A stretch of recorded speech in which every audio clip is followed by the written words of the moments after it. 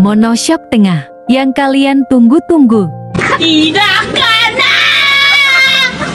Sesuai namanya, monoshock berarti dilengkapi shockbreaker belakang tunggal yang letaknya di tengah atau di samping motor.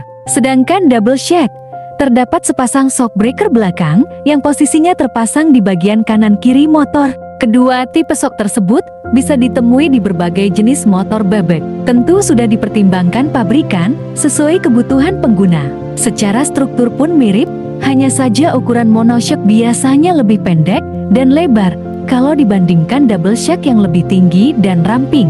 Keduanya diakui sama-sama bisa terasa nyaman dan membuat motor stabil saat digunakan, namun tergantung dengan bagaimana kondisi motor digunakan. Namun motor dengan monoshock bisa dibilang punya karakter lebih lincah dipakai bermanuver, sedangkan double shock lebih kokoh dalam mengangkut beban. Masing-masing ada plus minus, tinggal pilih saja sesuai selera dan kebutuhan ingin motor dengan tipe shock belakang yang seperti apa. Sebab secara fungsi, keduanya sama-sama bekerja meredam benturan jalan yang dilalui sekaligus menopang bobot motor dan pengendara.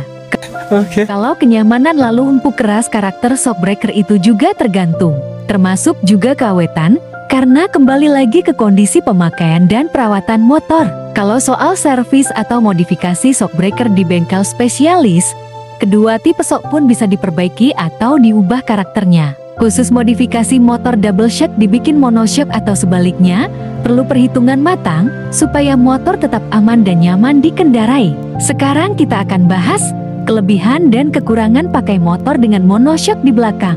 Untuk setting preload bisa menggunakan kunci Alt. Untuk setting rebon gunakan kunci seperti ini. Salah. Kunci setelan shockbreaker motor spanner shock wrench universal. Oke, kita lanjut. Kalian pakai motor dengan monoshock di belakang?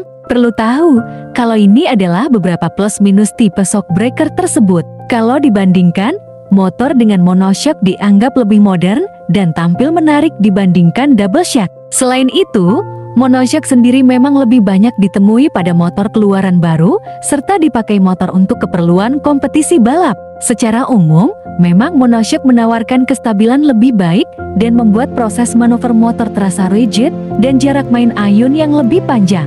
Hal ini bisa diperoleh berkat posisinya yang persis ada di tengah motor dan tumpuan beban hanya berpusat di satu titik. Meskipun demikian, tetap saja ada kekurangan yang dimiliki monoshock apabila dibandingkan dengan double shock. Sudah pasti kurang efektif kalau dipakai membawa beban berlebih. Selain itu, kalau ada kerusakan, perbaikannya lebih rumit dan mahal, terutama yang sudah sistem link. Namun khusus motor matic, justru kelebihan monoshock di atas dimiliki oleh motor yang pakai double shock. Maaf, maksud saya double shock, sebab monok matic letaknya di samping kiri, tidak persis di tengah seperti motor bebek atau sport. Selain lebih kuat menopang beban, pasti terasa lebih rigid dan stabil matic double shock karena titik beban terbagi rata. Jadi kalau motor matic bisa dibilang lebih nyaman yang model double shock. Nah itu tadi beberapa kekurangan dan kelebihan shockbreaker model monoshock di motor. Jadi apakah teman-teman sudah paham?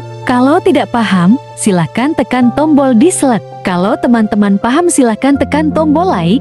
Baiklah teman-teman, saya akhiri videonya sampai di sini. Sampai jumpa di video berikutnya. Bye-bye, maksud saya, sayonara mata Ashita.